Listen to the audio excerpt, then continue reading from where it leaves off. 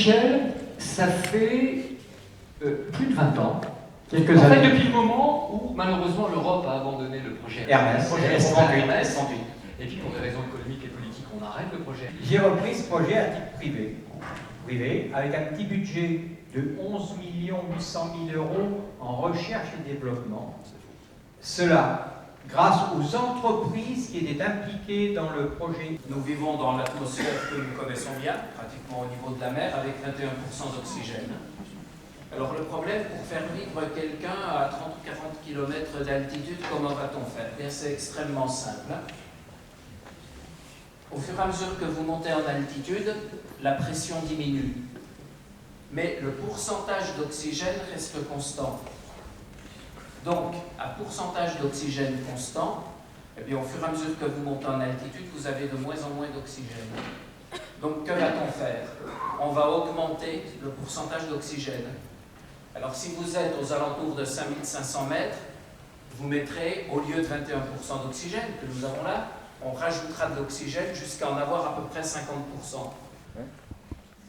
Quand un avion se déplace, un vaisseau se déplace à une vitesse supérieure à la vitesse du son, il traîne avec lui ce qu'on appelle un cône de Mach. Il traîne avec lui une onde de choc qui a une forme conique et qui se déplace avec l'avion. Et c'est quand ce cône, quand vous traversez ce cône, parce que ce cône balaye tout sur son passage, vous êtes ici par exemple, le cône est là, il se déplace, et à un moment donné, vous passez de l'extérieur à l'intérieur du cône, vous entendez double bang. Et votre voisin, il entendra un peu plus tard.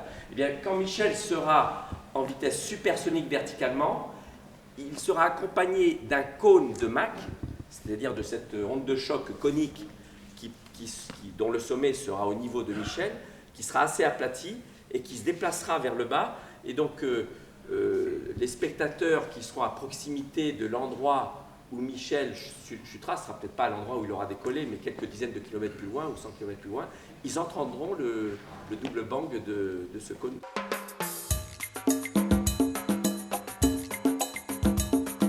J'ai décidé de lui mettre tous les moyens qu'il avait besoin pour faire cette conférence.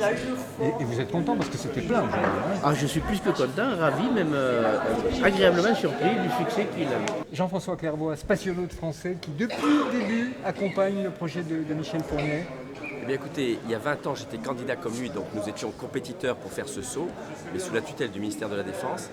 Et puis il y a 10 ans, alors que je revenais de mon deuxième vol dans l'espace pour ravitailler la station Mir, il me demande si je veux bien parrainer le projet en m'expliquant qu'il avait repris à son compte tout ce qui restait du projet abandonné par le ministère de la Défense. J'ai demandé à l'Agence spatiale européenne s'ils étaient d'accord pour que j'assure ce parrainage à titre personnel privé. Ils m'ont dit pas de problème et voilà, depuis 10 ans, je suis Michel. Je l'ai accompagné 2 fois au Canada. Et puis j'espère bien que cette fois-ci sera la bonne. Il est en excellente santé. L'âge d'état civil, ça n'a pas une grande importance. Il ne souffre d'aucune infirmité. La maladie l'a épargné. Son hygiène de vie est tout à fait exemplaire. Il est en pleine forme. Pour en dire de plus. Michel Fournier, j'imagine que c'est magnifique pour vous de voir une salle à ce point captivée par votre projet. C'est vrai que partager sa passion, partager ce qu'on fait dans la vie, parce que bon, on peut vivre dans un coin tout seul, sans rien, mais partager, parce que c'est mes tripes, je le vis et puis j'ai tellement envie de la réussir, tellement. Ça va servir la recherche, ça va peut-être sauver des hommes et des femmes dans l'espace. Enfin, une grande conscience de l'intérêt, de l'importance de la démarche. Hein. Tout à fait, parce que quand on parle de records du monde, tu vois, il y a les records, certes, on ne peut pas les ignorer, mais et ce qui m'intéresse, et ce qui intéresse mes scientifiques et tous mes amis qui sont autour de moi, c'est résoudre ce challenge. Qu'est-ce que tu penses de cet auditoire, de ces gens qui sont venus écouter un projet sans pas trop, j'allais dire, avoir de connaissance de l'espace et qui se sont intéressés, qui ont posé des questions très très pointues. Alors je vais te dire ce que je pense. Je pense 2 choses. D'abord, tu as raison, la qualité d'écoute de la salle et la pertinence des questions montrent que c'est un projet qui les passionne et qu'ils en ont parfaitement compris les enjeux. C'est-à-dire qu'il n'y a pas le côté bravo pour la performance physique, le côté spectaculaire, mais ils ont très bien compris que ce que tu fais, c'est peut-être pour sauver des vies dans l'espace, c'est pour faire avancer la recherche, tout ça ils l'ont magnifiquement intégré.